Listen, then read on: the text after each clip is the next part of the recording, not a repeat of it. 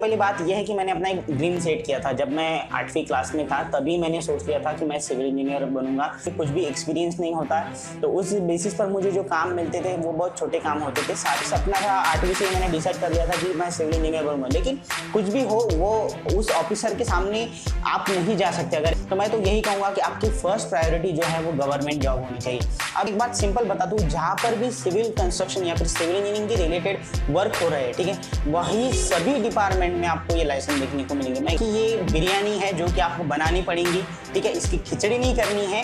सब जो चीज़ें हैं वो प्रॉपर वे में अगर आप डालोगे तो एक प्रॉपर बिरयानी बनेगी। मतलब आपने 5 चीज़ें पूछी है, अब मुझे एग्जैक्टली पता नहीं मैं कितनी चीज़ें बताने वाला हूँ, लेकिन देखिए आपके ऑडियंस को मैं सिर्फ एक ही चीज़ कहना चाहूँगा कि मुझे ऐसा लगता है कि प्लीज़ बी सेल्फिश।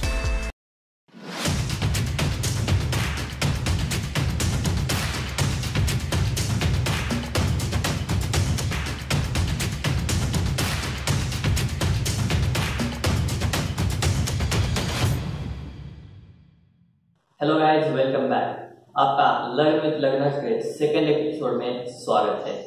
और आज हम सूरज सर से बातें करने वाले हैं, इनसे बहुत कुछ जानने वाले हैं कि उन्होंने आपका करियर कैसे बिल्ड किया और उनसे क्या सीख लेके स्टूडेंट जो है वो भी अपना करियर में हेल्प हो सके। चलिए तो फिर उनसे ही मिल लेते हैं। सर, आप आपके बारे में थोड़ा सा इंट्रोडक्शन दीजिए कि आप क्या क्या काम करते हैं ताकि ऑडियंस को पता चले। सबसे पहले दोस्त आपका बहुत बहुत शुक्रिया कि आपने मुझे आपके चैनल पर इस वीडियो के लिए इनवाइट किया है, so thank you for that. मैं अपने बारे में बता दूं, जैसे कि मेरा नाम जो है वो सूरज लागे है। बेसिकली अगर मैं क्या करता हूँ ये अगर मैं आपको बताऊँ तो मैं फ़िलहाल हॉबी पॉइंट ऑफ व्यू मैं एक गेमर हूँ, ठीक है, बाद में यूट्यूबर हूँ। और दोस्तों अगर मैं एज ए यूट्यूबर बात करूं तो मेरे जो 3 यूट्यूब चैनल है जो कि आपके स्क्रीन पर दिख रहे हैं वो भी सिर्फ सिविल इंजीनियरिंग के रिलेटेड ही है। तो बेसिकली मैं कह सकता हूं कि जो मैं काम कर रहा हूं उसका एक्सपीरियंस भी मैं अपने यूट्यूब चैनल पर, तीनों भी यूट्यूब चैनल पर शेयर करता हूँ।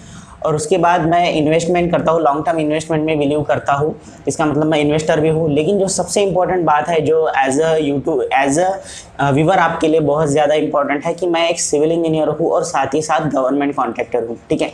तो देखिए जो मेरा सिविल इंजीनियरिंग है अगर मैं बताऊँ तो मैंने डिप्लोमा किया है, उसके बाद डिग्री की है in civil engineering. So basically आज की डेट में मैंने अपनी खुद की कंसल्टेंसी स्टार्ट की है और साथ ही साथ जो गवर्नमेंट के कॉन्ट्रैक्ट होते हैं उसके लिए भी अप्लाई करता हूँ और गवर्नमेंट कॉन्ट्रैक्ट की जो भी मतलब टेंडर होते हैं उनको अप्लाई करने के बाद उन पर भी काम करता हूँ। तो बेसिकली अगर मैं थोड़ा एक एक्सप्लेन करके बताऊँ कि सिविल इंजीनियर के तौर पर मैं क्या करता हूँ, तो देखिए जो बिल्डिंग परमिशन के काम होते हैं वो मेरा मेन वर्क है कंसल्टेंसी में। उसके बाद supervision, construction with material, RCC work, then 3D exterior और इंटीरियर वर्क, बाद में हम कह सकते हैं कि एस्टिमेशन वर्क। तो ये सब चीज़ें मैं करता हूँ जिसे हम बैंक लोन के लिए ज़रूरी होता है, वो सब एस्टिमेट एंड वैल्यूएशन के काम भी करता हूँ। सर, आप आपके जर्नी के बारे में थोड़ा सा बता दीजिए और आपको क्या क्या चैलेंजेस फेस करने पड़े थे और उनको आपने कैसे ओवरकम किया, इसके बारे में भी बता दीजिए। देखिए अगर मैं अपने सिविल इंजीनियरिंग की जर्नी के बारे में बताऊं तो सबसे पहली बात यह है कि मैंने अपना एक ड्रीम सेट किया था। जब मैं 8वीं क्लास में था तभी मैंने सोच लिया था कि मैं सिविल इंजीनियर बनूंगा। सो बेसिकली मेरा माइंड तभी से सेट हो चुका था उस ड्रीम के लिए या फिर उस काम के लिए, ठीक है। तो जब मैंने डिप्लोमा अपना कंप्लीट किया तभी से मैंने अपने जो सिटी है वहाँ पर बेसिकली छोटे मोटे जो ड्राइंग के प्लान होते हैं, डबल लाइन प्लान होते हैं, वो ड्रॉ करना शुरू कर दिया था। सो बेसिकली हम कह सकते हैं कि एक प्रकार से अगर देखा जाए तो मैंने 14-15 में ही अपना काम शुरू कर दिया था। तो क्या हुआ कि उसी समय मुझे लोगों की जो काम करने वो कैसे काम करते हैं, पैसों के बारे में क्या इशू होते हैं, वो सब चीज़ें मैं वहीं से सीख रहा था, ठीक है। लेकिन बात ये थी कि तब देखिए कैसा होता है, डिप्लोमा के बाद अगर आप काम शुरू कर रहे हो, ठीक है, तो बेसिकली कुछ भी एक्सपीरियंस नहीं होता है। तो उस बेसिस पर मुझे जो काम मिलते थे वो बहुत छोटे काम होते थे, साथ ही साथ वो मेरे पहचान के लोगों के ही काम होते थे। तो बेसिकली मैं उनसे पैसे भी डिमांड नहीं करता था और मेरे दिमाग में ये भी था कि मैं उस टाइम पैसों को ज़्यादा इंपॉर्टेंस नहीं देता था, बिकॉज मेरी सबसे पहली प्रायोरिटी थी कि हमें काम मिलना चाहिए और उस काम से सीखने को मिलना चाहिए। तो यही मेरी प्रायोरिटी हुआ करती थी। तो उस कारण जैसे जैसे हम आगे बढ़ते गए तो तब मुझे एक बात समझ में आ गई कि अब ये डिप्लोमा की बेसिस पर हम जो काम कर रहे हैं वो सफिशिएंट नहीं है। तो फिर मैंने डिग्री में जब मेरी एडमिशन हुई कंटिन्यूसली, सो बेसिकली डिप्लोमा के बाद आपका डायरेक्ट सेकंड ईयर में एडमिशन होता है।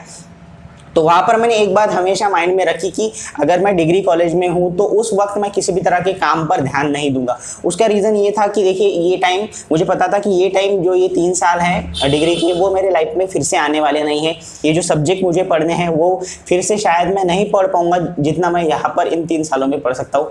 तो मैंने अपने माइंड को कंप्लीटली उस चीज़ पर फोकस रखा, पढ़ाई पर, ठीक है। इसी कारण मुझे बताने में अच्छा लग रहा है कि मेरा एक भी सब्जेक्ट ना ही डिप्लोमा में बैक था और ना ही डिग्री में बैक था। सो बेसिकली कंप्लीटली क्लियर कर सका मैं डिग्री के बाद।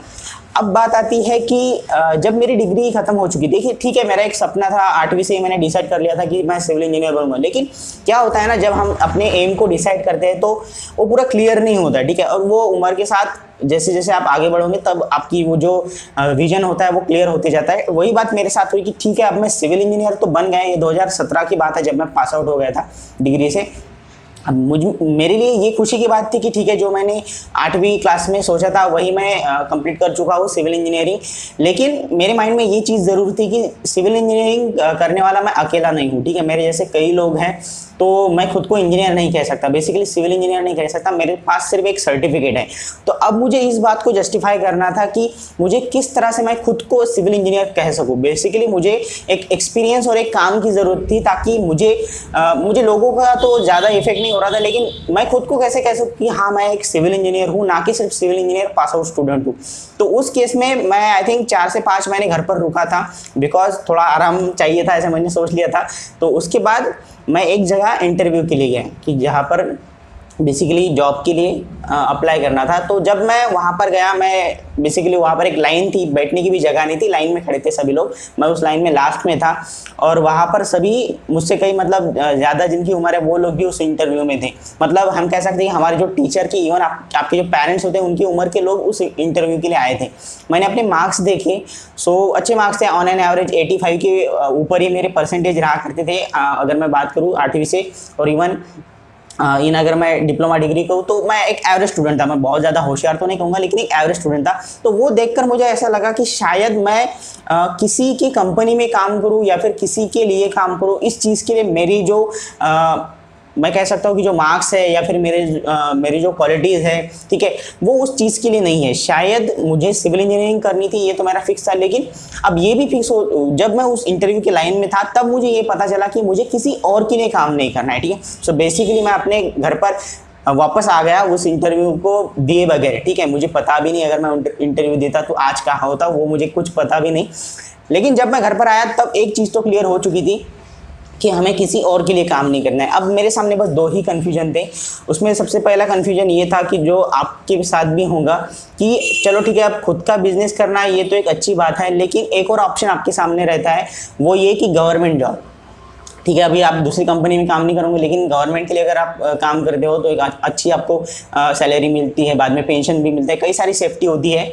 तो उसका क्या, तो मैं कहूँगा कि मैंने उसके लिए भी प्रिपरेशन की। हालांकि मैं ये नहीं कहूँगा कि मैंने बहुत ज़्यादा बहुत डीपली प्रिपरेशन की, बिकॉज तभी से मेरा जो दिल था वो बेसिकली इसी तरफ था कि मैं खुद का कुछ स्टार्ट करूँ, ना कि किसी और के लिए काम करूँ, ऐसा हो चुका था। तो उस कारण मैंने गवर्नमेंट के लिए अप्लाई किया, कई जो जगह थी उनके लिए इंटरव्यू के लिए, बाद में साथ ही साथ एग्जाम के लिए, लेकिन प्रिपरेशन नहीं की। अब मैं इसे देखिए, मैं ये नहीं कहूँगा कि ऐसा करना चाहिए जो मैंने किया ऐसा करना चाहिए। मैं तो यही सलाह दूंगा कि सबसे पहले आप आपके लाइफ के जो भी डिग्री या फिर डिप्लोमा के बाद अगर आप कुछ करना चाहते हो तो कम से कम 2 या 3 साल आपको कंप्लीटली गवर्नमेंट जॉब के लिए दीजिए, ताकि आपको एक सेफ्टी फील हो सके, ठीक है।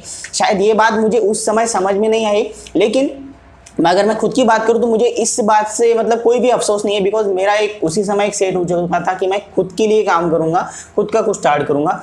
तो उसके बाद जब मैं वो एग्जाम वगैरह देता था तो उसमें कुछ अच्छे मार्क्स आते नहीं थे, बिकॉज मैं प्रिपरेशन भी नहीं करता था। तो वो तो एक प्रोबेबिलिटी थी ही नहीं कि उसमें हम उस एग्ज़ाम को क्रैक कर सके, ठीक है।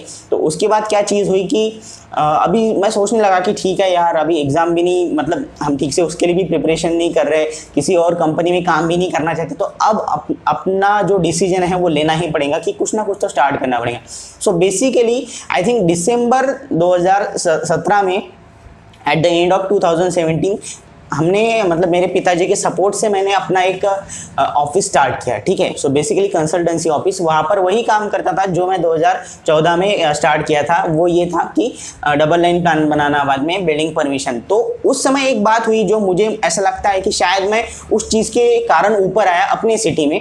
वो ये कि अब तक क्या हो रहा था, 2017 से पहले हमारे सिटी में जो बिल्डिंग परमिशंस थी वो ऑफलाइन थी, ठीक है। फिर उसके बाद क्या हुआ, बीपीएमएस नाम की एक वेबसाइट है, महाराष्ट्र से जो लोग बिलोंग करते हैं उन्हें पता होगा। तो बीपीएमएस नाम की वेबसाइट हमारे म्युनिसिपल काउंसिल में उस टाइम लॉन्च होगी।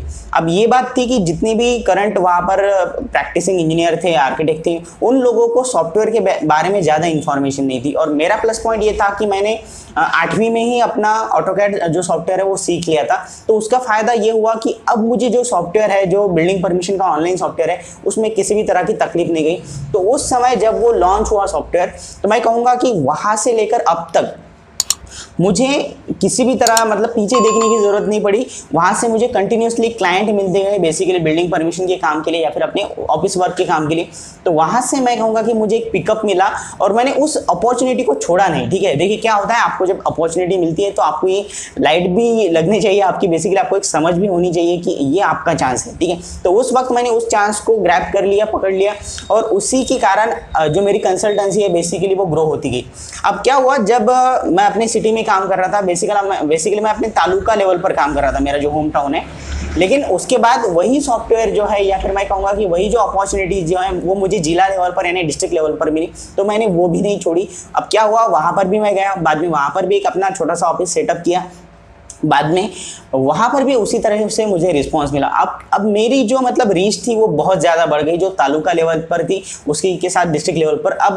अब मेरी जो कंपटीशन थी, मेरी कंपटीशन उन लोगों के साथ नहीं थी जो मेरे उम्र के हैं या फिर मैं कहूँगा कि जो अभी अभी पास आउट हुए हैं। मेरी कंपटीशन उन लोगों से थी जो ऑलरेडी इस फील्ड में 20-20, 30-30 साल से थे। सो ये मेरे लिए मैं कहूँगा कि काइंड ऑफ एक विक्ट्री थी कि मेरी कंपटीशन उन लोगों से हो रही है जो मुझसे 10 साल, 15 साल, 20 साल एक्सपीरियंस में मुझसे बड़े हैं। तो ये एक चीज़ थी कि जिसके कारण मैं मार्केट में मैं कहूँगा कि अपने आप ऊपर आता गया, ठीक है। अब इसमें मैं ये नहीं कहूँगा कि ये सिर्फ एक लक फैक्टर था। देखिए अपॉर्चुनिटी उस टाइम सभी को मिली थी, ठीक है, लेकिन जो मेरी प्रैक्टिस थी या फिर मेरी जो स्टडी थी वो काम आई। बिकॉज जैसे कि मैंने कहा कि मैंने अपना जो टाइम था, डिग्री हो या फिर डिप्लोमा, वो स्टडी में दिया था, मैंने बाकी चीज़ों में उसे वेस्ट नहीं किया।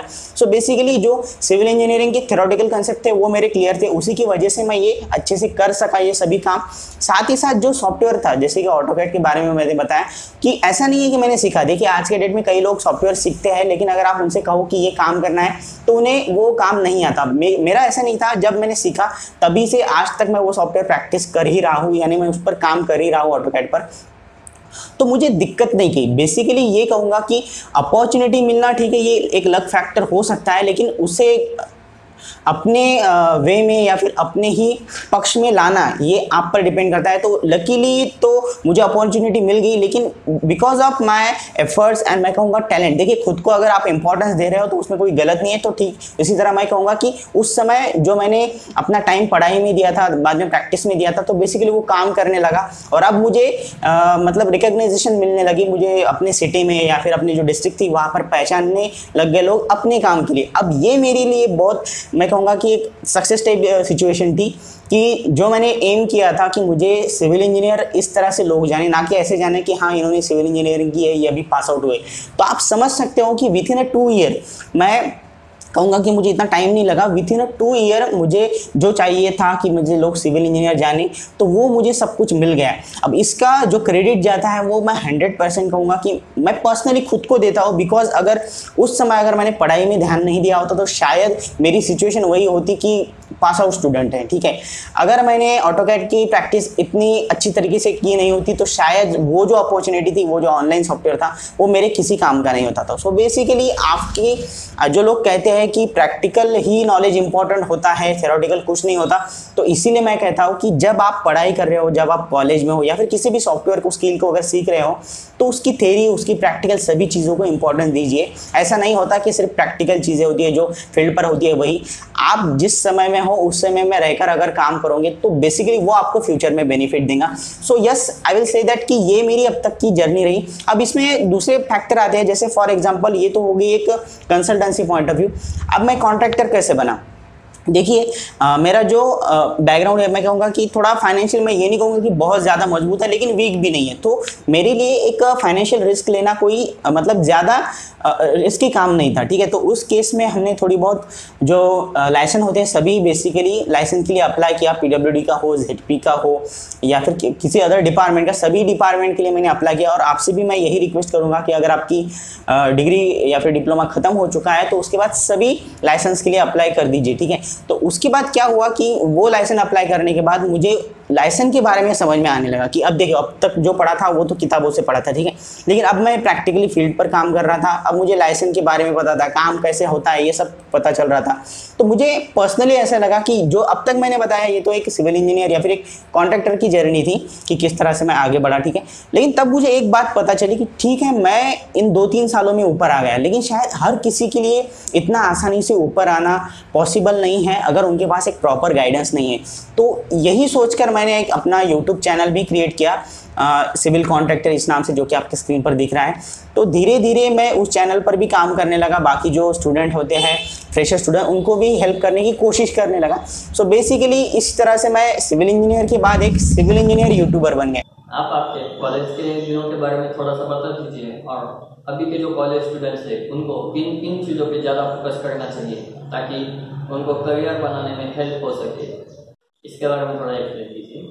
अभी भी मैं सीख ही रहा हूँ। देखिए, कोई भी परफेक्ट नहीं होता है, तो एज अ यूट्यूबर कहो या फिर एज अ सिविल इंजीनियर कहो या फिर एज अ कॉन्ट्रैक्टर कहो, अभी मैं बहुत सारी चीज़ें सीख रहा हूँ। बस मैं एक ही कहूँगा कि अगर आपकी प्रिपरेशन बहुत अच्छे से होंगी, अगर आपकी बेस बहुत अच्छा होगा, मजबूत होगा, तो आपको स्ट्रगल करने में थोड़ी तकलीफ कम जाती है। तकलीफ होती है, स्ट्रगल सभी को करनी है, मैं आज भी स्ट्रगल कर रहा हूँ, लेकिन वो जो स्ट्रगल के जो हम कहते हैं तकलीफ जो होती है वो थोड़ी कम हो जाती है। सिविल इंजीनियरिंग में इम्पोर्टेंट सब्जेक्ट्स क्या होते हैं और उनका रोल क्या होता है अपने आगे के लाइफ में? अब देखिए, आपने पूछा कि एज अ सिविल इंजीनियर आपके लाइफ में जो सिविल इंजीनियरिंग के सब्जेक्ट होते हैं वो किस तरह से काम करते हैं या फिर इंपॉर्टेंस होता है। मैं एक चीज़ बता दूं कि जब आप स्टूडेंट होते हो, ठीक है, अगर आप एक सिविल इंजीनियरिंग के कॉलेज में हो या फिर डिप्लोमा कॉलेज में हो, तो एक बात हमेशा याद रखना कि हर एक सब्जेक्ट, फिर चाहे वो आपको बहुत ज़्यादा पसंद हो या फिर आपको बिल्कुल भी पसंद ना हो, कुछ भी समझ में ना आए, सभी सब्जेक्ट बहुत ज़्यादा ज़रूरी होती है। मे बी वो हो सकता है कि कभी कभी वो सब्जेक्ट सिविल इंजीनियरिंग की रिलेटेड हो भी ना, ठीक है, लेकिन फिर भी वो सभी चीज़ें जो होती हैं वो बहुत ज़रूरी होती है। बिकॉज उसका रीज़न ये होता है कि देखिए, अब जब मैं अपने डिग्री कॉलेज में था, ठीक है, या फिर इवन जब डिप्लोमा कॉलेज में था, तब मेरे माइंड में ये नहीं था कि मैं कंसल्टेंसी का वर्क करूंगा, ठीक है, मेरा फिक्स नहीं था, या फिर ये भी मेरे माइंड में नहीं था कि मैं एक गवर्नमेंट कॉन्ट्रैक्टर बनूंगा। तो बेसिकली मेरा कहने का मतलब है कि अगर देखा जाए तो अगर हम कंसल्टेंसी की बात करें तो यहाँ पर कौन कौन से सब्जेक्ट इंपॉर्टेंट है, यहाँ पर सब्जेक्ट इंपॉर्टेंट होते हैं जैसे कि बिल्डिंग ड्राइंग के सब्जेक्ट हो गए, ठीक है, बाद में बिल्डिंग कंस्ट्रक्शन के हो गए, ठीक है, बाद में एस्टिमेशन। सो बेसिकली जो थ्योरेटिकल सब्जेक्ट है वो ज़्यादा ज़रूरी होते हैं, ठीक है। लेकिन जब आप फील्ड वर्क करते हैं या फिर गवर्नमेंट कॉन्ट्रैक्टर बनते हो तो उस समय यही सब्जेक्ट, जैसे फॉर एग्जाम्पल इसमें एक एडिशन हो जाती है, जैसे फॉर एग्जाम्पल एस्टिमेट तो ज़रूरी होता ही है, साथ में RCC भी ज़रूरी होती है, बिल्डिंग कंस्ट्रक्शन, बिल्डिंग मटेरियल, ये सब चीज़ें ज़रूरी होती है।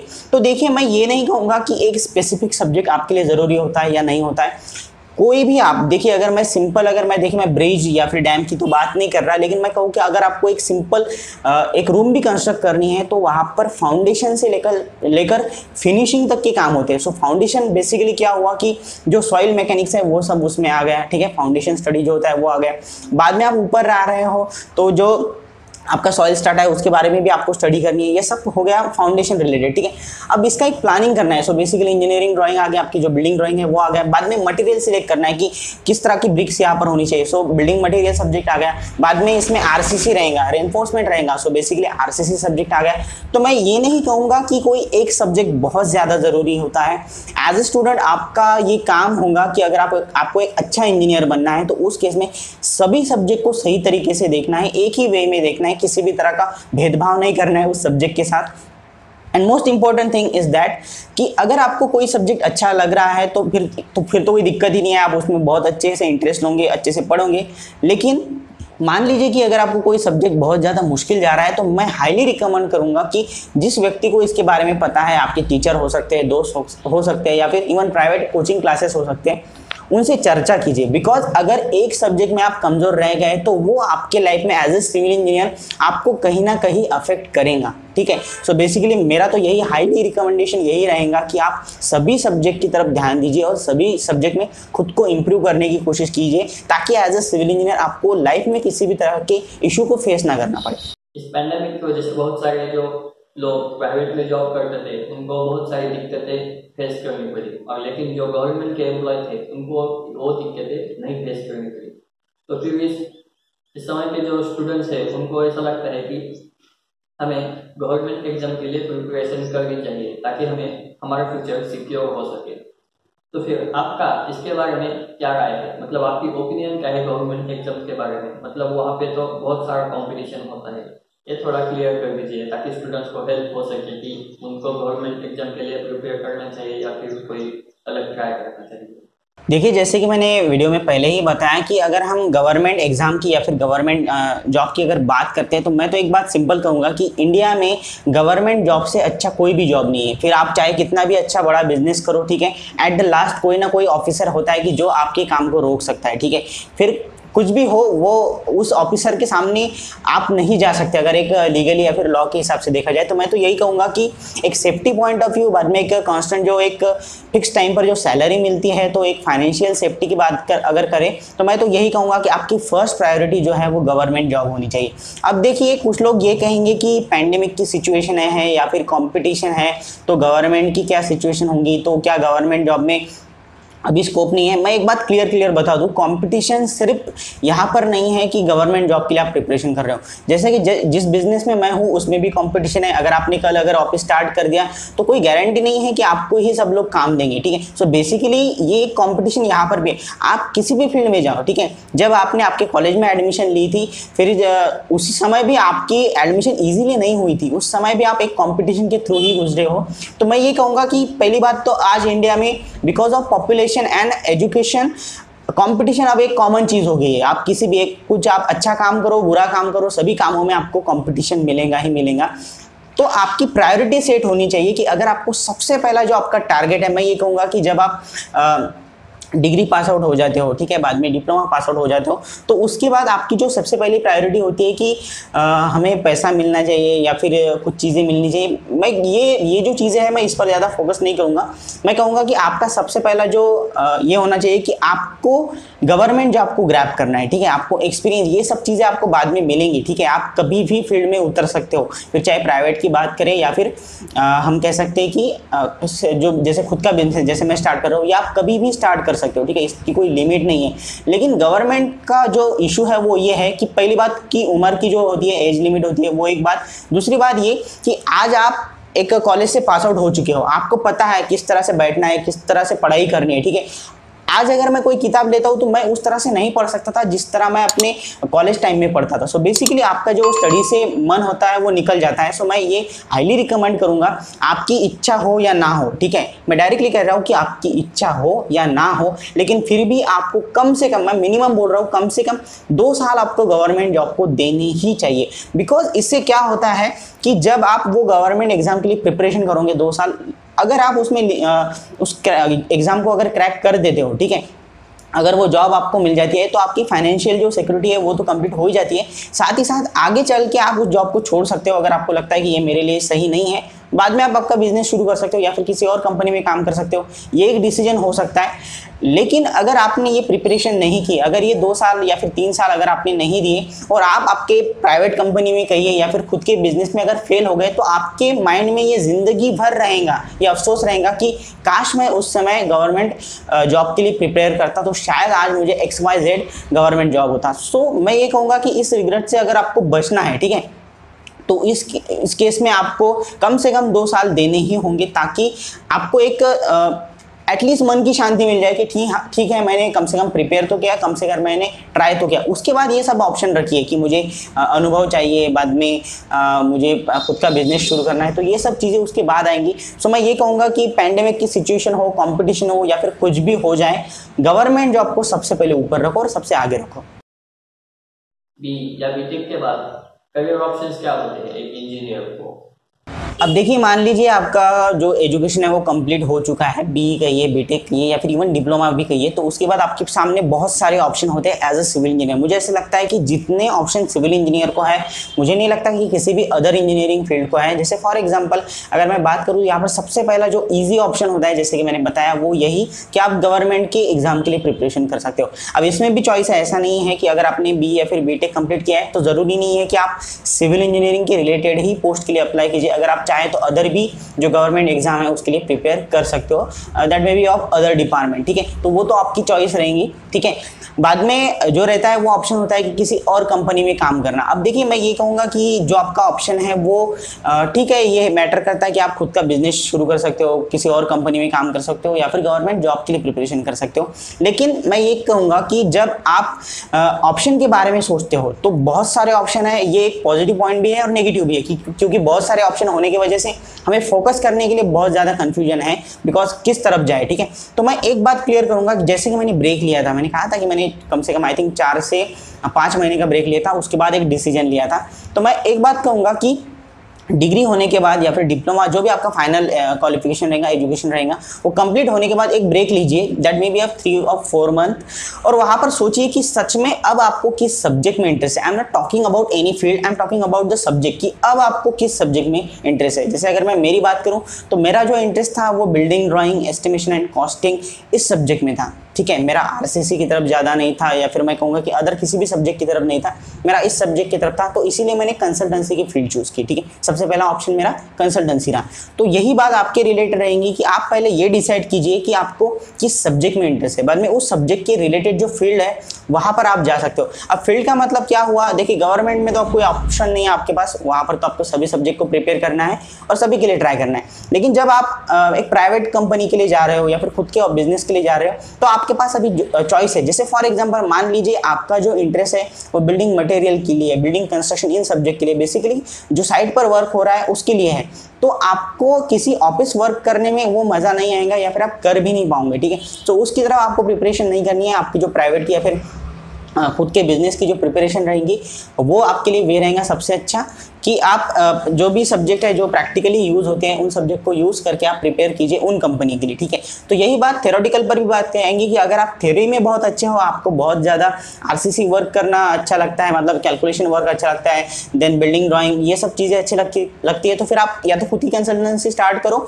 या फिर किसी ऑफिस वर्क जहाँ पर होता है, जैसे अदर कंपनीज होती है जहाँ पर सिर्फ एस्टिमेशन का वर्क होता है या फिर आरसीसी ड्राइंग बनाई जाती है, वहाँ पर ज़्यादा साइट पर नहीं जाना होता है, तो वैसे भी काम आप कर सकते हो। So basically it's all about your choice, ठीक है, कि आपको क्या अच्छा लगता है उस पर है। और मैं कहूँगा वे की अगर मैं बात करूँ तो बहुत सारे वे हैं। इसमें एक और वे होता है कि आप आपकी पूरी फील्ड को छोड़ दीजिए, ठीक है, आप पूरी सिविल इंजीनियरिंग के ट्रैक को छोड़कर किसी और फील्ड में भी जा सकते हो। ये मैं सजेस्ट नहीं करूँगा, बिकॉज आपने इतना पैसा उस एजुकेशन के लिए दिया है, इतना टाइम दिया है, तो उसके बाद आप किसी फील्ड में जा रहे हो तो वो आपके लिए अच्छा नहीं होगा, ठीक है। लेकिन अगर आपको एक civil engineer, as a civil engineer अगर आपको सच में ऐसा लग रहा है कि शायद अब मैं सिविल इंजीनियरिंग के फील्ड में काम नहीं कर सकता, इससे बेहतर मैं किसी और फील्ड में काम कर सकता हूँ, मेरे पास नॉलेज भी है, एक्सपीरियंस है, तो ही आप सिविल इंजीनियरिंग की फील्ड को छोड़ सकते हैं। सो बेसिकली मैं ये भी कह रहा हूँ कि आप रिस्ट्रिक्टेड नहीं हो कि सिर्फ सिविल इंजीनियरिंग से, बहुत सारे वे हैं सिविल इंजीनियरिंग में जो कि मैंने बताए, government, private and then self, ठीक है। तो उसके बाद जो है, जैसे अब मैं इसको थोड़ा एक्सप्लेन भी करता हूँ कि क्या क्या है। जैसे गवर्नमेंट के तो सभी पोस्ट है, ठीक है, उसके बारे में तो बताने की ज़रूरत नहीं। प्राइवेट की बात करूँ तो यहाँ पर 2 स्ट्रीम आएंगे, एक होता है कि ऑफिस वर्क के लिए और दूसरा जो होता है वो होता है एक ऑन साइट वर्क के लिए, ठीक है।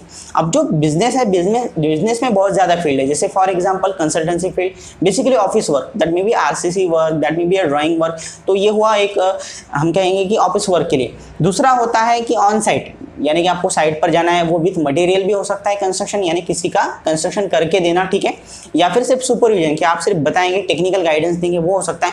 इसमें और एक ऑप्शन है हमारा एज ए सिविल इंजीनियर की जो बिल्डिंग मटेरियल है, that may be a brick, ठीक है, that may B double AC block, ठीक है। ये सब जो कंस्ट्रक्शन मटेरियल होते हैं, पेवर ब्लॉक होते हैं या फिर सीमेंट होता है, तो ये सब चीज़ें या तो आप सेल कर सकते हो या फिर मैन्युफैक्चर भी कर सकते हो। वो आपके फाइनेंशियल कंडीशन पर डिपेंड करता है, तो वो भी आप कर सकते हो। सो बेसिकली अगर हम खुद के बिजनेस की बात करें तो इसमें तो बहुत सारे रास्ते आते हैं, जो कि मैंने मेन रास्ते यहाँ पर बताए। बस यही चीज़ है कि ये सब चीज़ें आपके इंटरेस्ट पर डिपेंड करती है, कितने रास्ते हैं ये आप, ठीक है, जानकारी हासिल कर लीजिए, कोई दिक्कत नहीं है, लेकिन सिलेक्शन आपके हॉबी, आपके इंटरेस्ट के बेसिस पर होना चाहिए। यही मेरी एक पर्सनल सजेशन रहेंगी। तो सर, अब तक हमने आपके बारे में और कुछ जनरल सवाल डिस्कस किए, लेकिन अब हम कॉन्ट्रैक्टरशिप के बारे में डिस्कस करते हैं, क्योंकि आप खुद एक कॉन्ट्रैक्टर थे, तो फिर आपको इसके बारे में बहुत सारा नॉलेज होता है। तो मान लीजिए सर, अगर किसी को कॉन्ट्रैक्टर बनना है तो फिर वो कैसे बनता है, मतलब उसके अंदर क्या क्या क्वालिटीज होनी चाहिए ताकि वो एक अच्छा कॉन्ट्रैक्टर बन पाए। देखिए, जैसे कि आपने अभी पूछा कि एक अगर कॉन्ट्रैक्टर बनना है अच्छा, तो आप में कौन कौन सी क्वालिटीज़ होनी चाहिए, तो इसका मैं क्वालिटीज़ से अच्छा ये कहूँगा कि इसका वे क्या है, ठीक है। चलो रजिस्ट्रेशन प्रोसेस वो सब चीज़ें हम बाद में देखेंगे। सबसे पहले ये बात है कि सब आपके पास है, रजिस्ट्रेशन है, सब चीज़ें हैं, लेकिन अब हम कॉन्ट्रैक्टर बने कैसे, बेसिकली ऑन साइट काम करें कैसे। इसका सबसे अच्छा आंसर यह है कि आप सबसे पहले किसी प्राइवेट कंपनी में या फिर किसी भी कॉन्ट्रैक्टर के या फिर इंजीनियर के आप काम कीजिए, ताकि आपको देखिए वो चीज़ जो है वो आपको साइट पर सीखने को मिलेगी कि कैसे हम किसी लेबर को मैनेज करते हैं, कैसे हम किसी अथॉरिटी को या फिर हमारे जो ओनर होते हैं उनको हमें मैनेज करना पड़ता है बेसिकली ऑन साइट वर्क के लिए। तो वो सब चीज़ें आप वहाँ पर सीखोगे। बाद में कितना मटेरियल कैसे यूज किया जाता है, कौन से क्वालिटी का, तो ये सब चीज़ें आप प्रैक्टिकली सीखोगे। तो बेसिकली आपको किसी ऐसी जगह पर काम करना होगा, मैं कहूँगा मिनिमम एटलीस्ट 1 से 2 साल की, वहाँ पर ये सब चीज़ें आप सीख सके, ठीक है।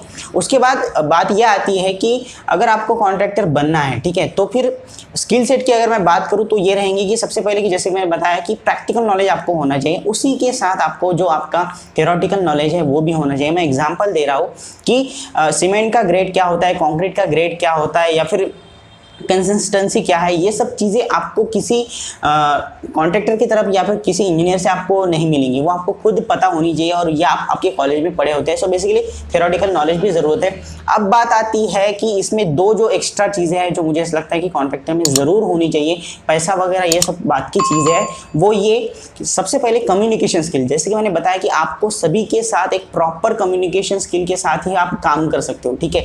तो वो एक कम्युनिकेशन स्किल आपके पास होनी ज़रूरी है। और जो दूसरी बात है वो ये कॉन्फिडेंस का है या फिर डेयरिंग का है, आपको डरना नहीं है, ठीक है। अभी आप फील्ड में आ चुके हो, अब कोई आपको यहाँ पर मार्क्स नहीं देगा या फिर कोई जज नहीं करने वाला है कि आप सही हो या गलत हो। सो बेसिकली आपको एक कॉन्फिडेंट रहना पड़ेगा, तभी आप इस फील्ड में आ सकते हो। बिकॉज कैसा होता है, अगर आप एक ऑफिस वर्क कर रहे हो तो आपके पास एक अपॉर्चुनिटी होती है, ठीक है, कि आपने कोई गलती कर दी तो ठीक है, आपको उसे सुधार सकते हो, ठीक है। आपको वहाँ पर कोई रोकने वाला या फिर टोकने वाला बहुत ज़्यादा ऑफिस वर्क में नहीं होता, इतना आपको फेस नहीं करना पड़ता। लेकिन जब आप साइट पर काम करते हो तो बहुत लोग आपको टोकने की कोशिश करते हैं, आपको नीचे खींचने की कोशिश करते हो।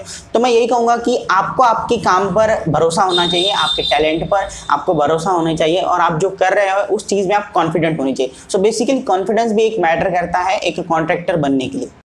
और हाँ सर, कॉन्ट्रैक्टर लाइसेंस के बारे में थोड़ा सा बता दीजिए कि मतलब उसके क्या क्या टाइप्स होते हैं, जेएलपी का होता है, सीपीडब्ल्यूडी का, क्योंकि इसके बारे में बहुत सारे लोगों को कन्फ्यूजन होता है कि हमें कौन कौन से लाइसेंस निकालने चाहिए या फिर कौन सा लाइसेंस निकालने से हम क्या काम कर सकते हैं।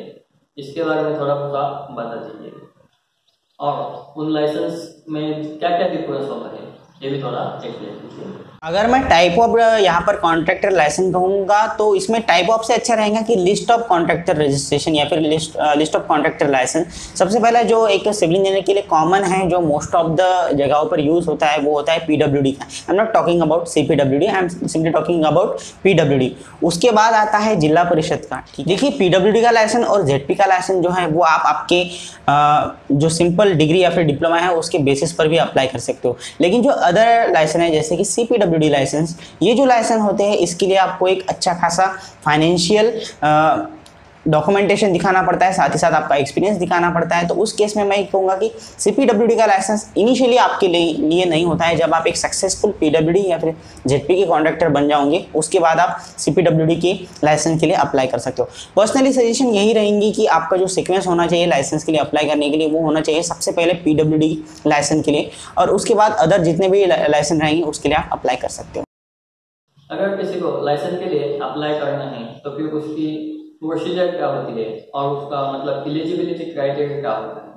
देखिए, आपने पूछा कि बेसिकली रजिस्ट्रेशन की प्रोसीजर क्या होती है किसी भी लाइसेंस के लिए। तो सबसे पहले मैं तो ये बता दूं कि जो आपने पहला भी क्वेश्चन पूछा था कि टाइप ऑफ कॉन्ट्रैक्टर लाइसेंस कौन से होते हैं, तो मैं एक बात सिंपल बता दूं, जहां पर भी सिविल कंस्ट्रक्शन या फिर सिविल इंजीनियरिंग के रिलेटेड वर्क हो रहे हैं, ठीक है, वही सभी डिपार्टमेंट में आपको ये लाइसेंस देखने को मिलेंगे। मैं एग्जांपल दे रहा हूं, जैसे कि पीडब्ल्यूडी डिपार्टमेंट, देन जेडपी का department, then even your municipal council और कॉर्पोरेशन का डिपार्टमेंट, ठीक है, उसके बाद इरीगेशन का डिपार्टमेंट, बाद में जो इलेक्ट्रिकल बोर्ड होता है वहाँ के डिपार्टमेंट। सो बेसिकली जहाँ जहाँ पर कंस्ट्रक्शन के काम हो रहे हैं, दैट में भी रोड और रिपेयर मेंटेनेंस, तो उन सभी डिपार्टमेंट में लाइसेंस होते हैं। अब ये हो सकता है कि मोस्ट ऑफ द जगह पर क्या होता है कि आपका जो पीडब्ल्यूडी का लाइसेंस है वही उन सभी काम के लिए एडजस्ट हो जाता है, तो वहाँ पर सेपरेटली लाइसेंस निकालने की जरूरत नहीं होती है। लेकिन जैसे इलेक्ट्रिकल बोर्ड हो गया तो वहाँ पर मे भी हो सकता है कि आपको किसी एक लाइसेंस के लिए अप्लाई करना पड़े। अब बात करते हैं कि रजिस्ट्रेशन की प्रोसीजर क्या होती है। बेसिकली 2 वेज में प्रोसीजर जो है वो है, ऑप्शन हो सकता है कि कहीं कहीं जैसे मे भी कुछ स्टेट में हो सकता है कि ऑनलाइन हो या फिर ऑफलाइन। अगर मैं ऑनलाइन की बात करूँ तो फिलहाल बहुत कम स्टेट में ये ऑनलाइन प्रोसीजर है। फॉर एग्जांपल महाराष्ट्र में पीडब्ल्यूडी की जो प्रोसीजर है वो ऑनलाइन वे में है, ठीक है। लेकिन अगर हम बाकी किसी भी डिपार्टमेंट की बात अगर करें तो वो सभी चीज़ें ऑफलाइन में है। तो मेरी सजेशन यहाँ पर ये रहेंगी कि फिर चाहे वो ऑनलाइन रजिस्ट्रेशन हो या फिर ऑफलाइन रजिस्ट्रेशन हो, आपको आपके डिपार्टमेंट में या फिर डिवीजन में एटलीस्ट 1-2 बार विजिट करनी पड़ेगी कि सर क्या डॉक्यूमेंटेशन है, क्या प्रोसीजर है। बिकॉज देखिए, ठीक है, हमारे चैनल पर अगर आप चाहे तो डिस्क्रिप्शन में वो सभी जो लिंक्स है वो मैं प्रोवाइड कर दूंगा, और अगर आप चाहे तो आपकी व्यूअर्स को भी वो दिखा सकते हो, ठीक है। मैंने कही है या फिर किसी और यूट्यूबर ने या फिर किसी और भी चैनल पर आपको, ठीक है, ये देखने को मिलेगा कि क्या क्राइटेरिया है या फिर क्या प्रोसीजर है, ठीक है। लेकिन with department, with place, with time ये सब चीज़ें चेंज हो सकती है। सो मैं हाईली रिकमेंड करूंगा कि ये खुद आपको देखना पड़ेगा एक बार आपके डिपार्टमेंट में जाकर। लेकिन ठीक है, फिर भी एक इन्फॉर्मेशन के लिए मैं आप लोगों को बता दूं कि एलिजिबिलिटी की अगर हम बात करें तो कुछ स्टेट है इंक्लूडिंग महाराष्ट्र की, जहाँ पर अनएम्प्लॉयड कैटेगरी के जो सिविल इंजीनियर होते हैं उनको रजिस्ट्रेशन करने की यहाँ पर सहूलत है। जैसे फॉर एग्जाम्पल अगर मैं बात करूँ तो उस केस में आपको डिप्लोमा या फिर डिग्री चाहिए, किसी भी तरह का एक्सपीरियंस नहीं रहा तो भी चलेगा। तो ये सिंपली इतने बेसिस पर भी आपका रजिस्ट्रेशन हो सकता है, ठीक है। अब कई जगह पर ऐसा है कि आपको आपकी एक फाइनेंशियल कंडीशन दिखानी होती है, बेसिकली हम सॉल्वेंसी कैसे, बैंक सॉल्वेंसी, सो वो एक दिखाना होता है। साथ ही साथ एक डॉक्यूमेंटेशन होता है जिससे ये बताया जाता है कि आपके पास कौन कौन से मशीनरीज है related to this work, tools and plants requirement जो है वो दिखानी होती है। बाद में कुछ डिपार्टमेंट में आपको एक्सपीरियंस भी दिखाना होता है वर्क डन रिलेटेड, तो वो उसके बाद आपका रजिस्ट्रेशन होता है। सो बेसिकली ये डिपेंड करता है कि आप किस स्टेट से हो और किस सिचुएशन में आप इन सब डॉक्यूमेंट, इन सब लाइसेंस के लिए अप्लाई कर रहे हो। अगर मैं बात करूं कि हमें अप्लाई करना चाहिए या नहीं करना चाहिए, मैं हाईली रिकमेंड करूंगा कि आपकी डिग्री या फिर डिप्लोमा के बेसिस पर जितने भी लाइसेंस आप अप्लाई कर सकते हो, फिर चाहे आप उन लाइसेंस पर काम करो या ना करो, आपको सभी लाइसेंस के लिए अप्लाई करना चाहिए। बिकॉज आज ठीक है वो लाइसेंस है रजिस्ट्रेशन प्रोसेस में, ठीक है, हो सकता है कि कल गवर्नमेंट उन्हें बंद कर दे या फिर उनकी ज़रूरत ना हो तो वो लाइसेंस आपको ना मिले। So please apply for each and every licence. मेरा अगला सवाल ये है कि अब हमने लाइसेंस तो निकाल लिया है, लेकिन हमें काम कैसे मिलेगा? क्योंकि मार्केट में तो बहुत सारे पहले से ही कॉन्ट्रैक्टर्स हैं, तो फिर उनको हम कैसे कॉम्पीट करके हमें काम मिल सकता है? आपने बहुत ही अच्छा सवाल पूछा कि चलो ठीक है, हमारे पास लाइसेंस आ गया, ये सब प्रोसीजर हो गए, हमारे पास एक एक्सपीरियंस भी है, थोड़े बहुत इन्वेस्ट करने के लिए पैसे भी है, लेकिन अब काम कैसे मिलेगा? बिकॉज कंपटीशन तो बहुत ज़्यादा है।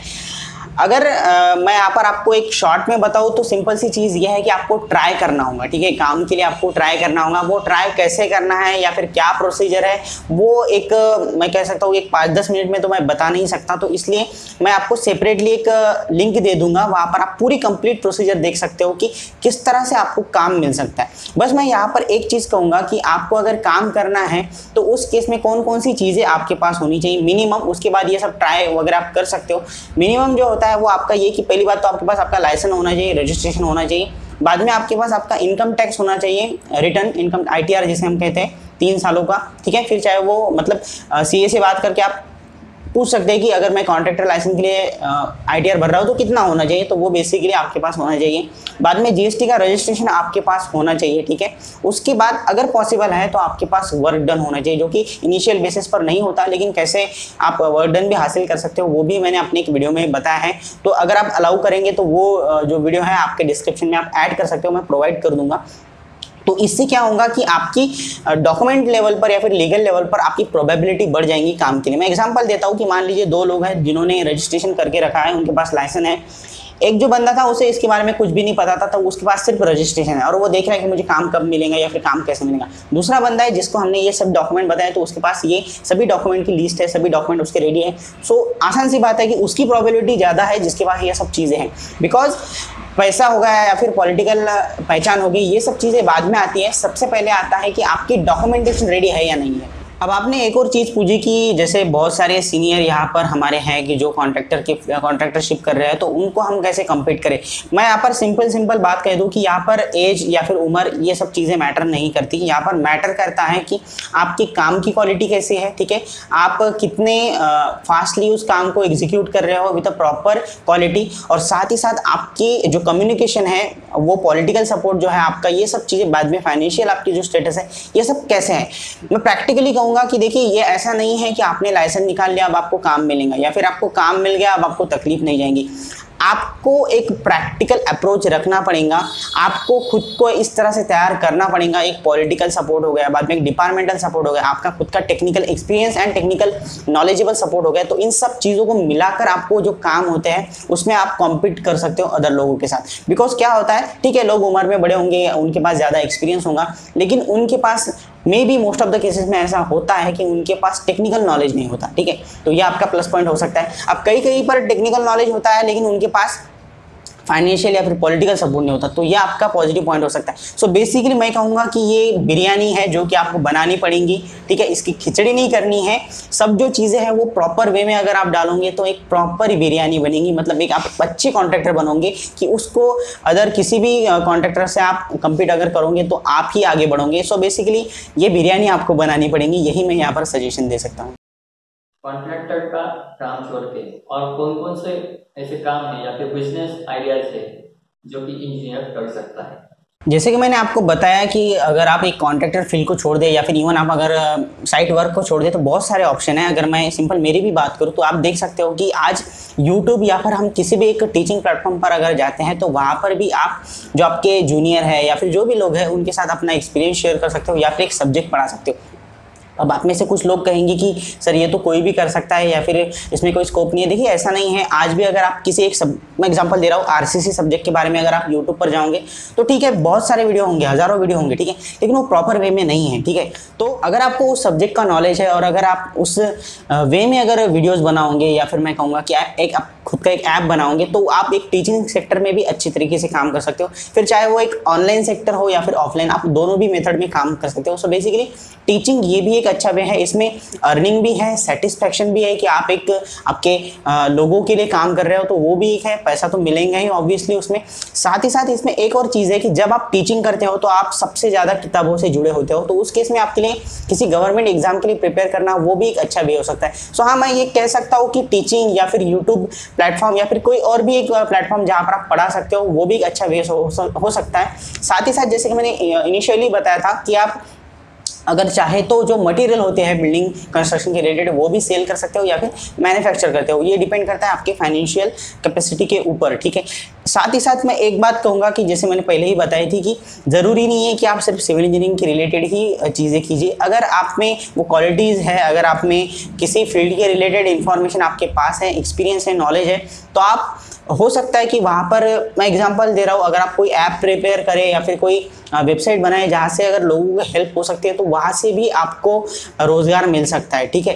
तो ज़रूरी नहीं है, जैसे फॉर एग्जांपल अगर मैं बात करूँ किसी भी वेबसाइट की, फ्लिपकार्ट की बात करें, अमेजोन की करें या फिर इवन यूट्यूब इस वेबसाइट की बात करें, तो ये ज़रूरी नहीं है कि उसी फील्ड के लोगों ने बनाया, हो सकता है कि एक सिविल इंजीनियर भी बना सकता है, ठीक है। कई ऐसे ऐप है जो सिविल इंजीनियर ने भी बनाए, कई ऐसे वेबसाइट है कि जो सिविल इंजीनियर ने भी बनाए। मैं अगर एग्जाम्पल दूँ, मैं खुद का एग्जाम्पल देता हूँ, मैं एक सिविल इंजीनियर हूँ, ठीक है, फिर भी मैंने अपना एक ऐप बनाया है, ठीक है, जो बेसिकली सिविल इंजीनियरिंग के रिलेटेड ही है। बाद में अपना यूट्यूब चैनल बनाया, बाद में अपना एक ब्लॉग या फिर मैं कह सकता हूँ वेबसाइट बनाई है। सो बेसिकली वहाँ से भी आपको इनकम आ सकता है। बेसिकली इसे हम पैसिव इनकम कहते हैं। तो ये भी आपके काम आ सकता है। तो ये कोई लिमिटेशन नहीं है कि आपको कैसे काम करना है, बस यही चीज़ है कि क्या आपको उस चीज़ के बारे में, उस सेक्टर के बारे में इंफॉर्मेशन है या नहीं, वहाँ पर क्या लूप होल्स है। अगर मैं एक शॉर्टकट आंसर दूँ तो वो ये रहेगा कि आप लोगों की ज़रूरतें देखिए और आपके एक्सपीरियंस और नॉलेज के बेसिस पर अगर आप उन ज़रूरतों को अगर पूरा कर सकते हो, that may be in online way और ऑफलाइन वे, तो उस केस में वो आपके लिए रोज़गार का काम करेगा, वो आपके लिए पैसे देने का काम करेगा, वो मेथड या फिर वो एक जॉब। तो सर, आपसे बातें करके हमको बहुत सारी नई चीजें पता चली है जो कि मुझे या फिर हमें पहले से पता नहीं थी। आप आपके लाइफ के ऐसे कौन से 5 लर्निंग्स बताना चाहे तो जो कि बहुत लोगों को हेल्पफुल हो सके।